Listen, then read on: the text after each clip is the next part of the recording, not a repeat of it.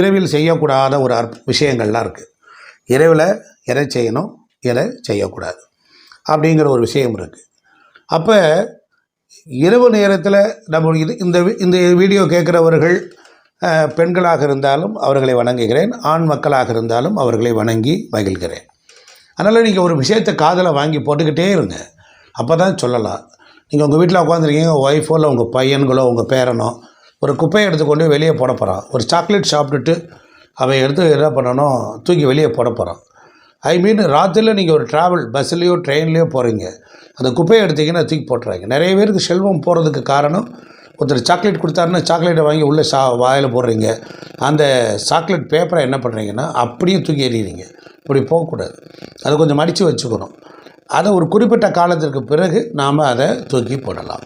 இது மாதிரி ஒரு விஷயங்களை நீங்கள் தெரிந்து கொண்டால் லக்ஷ்மி கடாட்சம் நமக்கு கிடைக்கும். இரவில் குப்பையை வெளியில் கொட்டக்கூடாது. பெரும்பாலும் நிறைய வீடுகளில் பார்த்தா ராத்திரியில் தான் துணி துவைப்பாங்க. அந்த மாதிரியெல்லாம் துவைக்கக்கூடாது. இரவில் துணி துவைக்கக்கூடாது, அலசக்கூடாது. இரவு நேரத்தில் துணிமணியை காயப்படக்கூடாது. வேறு எங்களுக்கு வழி இல்லை, நாங்கள் 2 பேரும் வேலைக்கு போகிறோம், ராத்திரியில் தான் கொஞ்சம் டைம் இருக்குது, அப்போ தான் நாங்கள் துவைச்சி போட முடியும் அப்படின்னா இப்போ துணி துவைக்கக்கூடாது. இப்போ மிஷினரிலாம் வந்துருச்சு, வேறு வழி இல்லை. இருந்தாலும் சில ஐஸ்வர்யங்கள் உங்களுக்கு கிடைக்காம போகும். கூடுமான அளவுக்கு நீங்கள் கொஞ்சம் பொறுப்பாக இருந்து செயல்பட்டுக்கணும். ஆமாம். அடுத்து நம்ம பார்க்க போகிறது என்னன்னா, ஒரு மரத்தின் நிழலில் போய் ராத்திரி தங்கக்கூடாது. மரத்தினுடைய நிழலில் தங்கக்கூடாது. நிழல் அப்படின்னாலே அது ராகு தான். அதனால் ஒரு குறிப்பிட்ட காலத்தில் ஒரு நாளைக்கு ராகுவோட வேலையில் ராகுவோட தன்மை அதிகமாகிடுச்சுன்னா நமக்கு விருப்பங்கள் நிறைவேறாது, நிறைய ஆசை அபிலாஷைகள் தூண்டிடும். அதன் மூலயமா அது மட்டும் இல்லை, மரங்கள் பகலில் ஆக்சிஜனை கொடுக்குறதும் நமக்கு ரொம்ப தேவையானதான். அதே நேரம் இரவு நேரத்தில் நாம் போய் தங்கினோம்னா அது கார்பன் டை ஆக்சைடை தான், கரியமில வாயு தான் வெளியிடும்.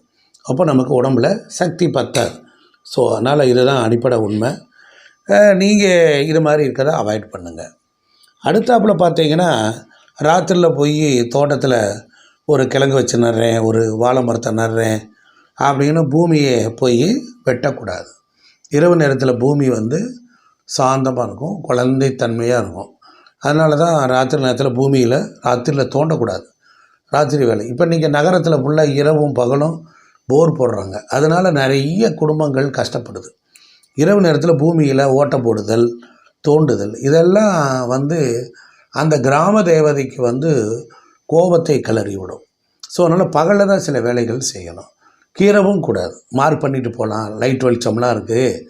அந்த காலத்தில் அப்படி சொல்லியிருப்பாங்க, இப்போ பகலில் மாதிரி லைட்லாம் வந்துருச்சு அப்படின்னாரு. எதையெல்லாம் நீங்கள் இயற்கைக்கு புறம்பாக மீறுகிறீர்களோ அது எல்லாமே அது தன்னுடைய கடமையை சரியாக அது செய்கிறது இல்லை. ஸோ இதுதான் அடிப்படை உண்மை.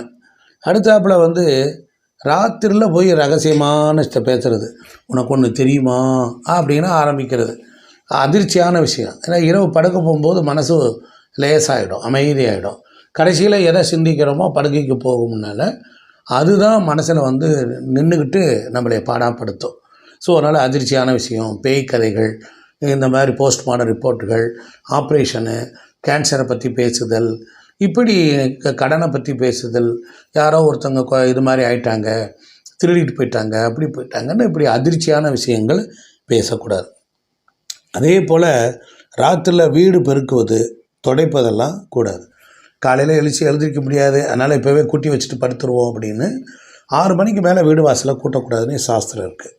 ஏன்னா நமக்கு வீட்டில் இருக்கக்கூடிய ஐஸ்வர்யங்கள், ஒரு பொருள் கீழே விழுந்திருக்கும், அப்போ அது நம்ம கேர்லெஸ்ஸாக இருந்திருப்போம், அது எடுக்கும் போது தான் கீழே விழுந்துச்சு, ஐயோ சாயங்காலம் இப்போ கூட்டி அள்ளி வெளியேதிக்கு போட்டாலே அப்படின்னு நம்ம ஃபீல் பண்ணுவோம். ஸோ நம்மளுடைய கேர்லெஸ் மிஸ்டேக்னால் நம்ம இயல்பாக தான் இருப்போம், எல்லா நேரமும் நம்ம அட்டென்ஷனில் இருக்க முடியாது இல்லையா. அதனால் அந்த மாதிரி டைமிங்கில் நாம் படக்கூடிய விஷயங்களை இப்போ கூட்டாமல் இருந்தால் நல்ல வேலை கீழே தான் கிடக்கு, அப்படி நல்ல வேலை கூட்டி கீட்டி பெருக்கி போட்டிருந்தோம், குப்பை தொட்டிக்கு போய் நான் எங்கே தொலாவுறது அப்படின்னு நம்ம ஃபீல் பண்ணுவோம். ஸோ இந்த மாதிரி வீட்டில் செல்வம் குறைவதற்கு இதுதான் அடிப்படை காரணம். ஸோ அதனால் இயற்கையை மீறக்கூடாது, சூரிய சந்திரர்களை பகைத்து கொண்டு எந்த வேலையும் செய்யக்கூடாது. பகலில் எதை செய்யணும், எப்படி செய்யணும், இரவில் எப்படி செய்யணும், எப்படி நடந்து கொள்ளணும் என்கிற விதி எல்லாம் இருக்குது. விதிய மீறி செயல்கள் நடந்தால் அவைகள் பெரும்பாலும் நமக்கு வாழ்க்கையிலுடைய பொருளாதாரத்தை ஏதோ ஒரு வகையில் பாதிக்குது. நேயர்களே, இந்த வீடியோ பிடிச்சிருந்தா லைக் பண்ணுங்கள், ஷேர் பண்ணுங்கள், சப்ஸ்கிரைப் பண்ணுங்கள். நேரமின்மையின் காரணமாக நம்ம வீடியோ எடுத்து போட முடியாதனால இப்படி ஆடியோ வாய்ஸில் பேசி நான் உங்களுக்கு அனுப்புகிறேன். தயவுசெய்து உங்களுடைய சிரமத்திற்கு மன்னிக்கவும். உங்களுடைய கமெண்ட்ஸில் நான் நிறைய எதிர்பார்க்குறேன்.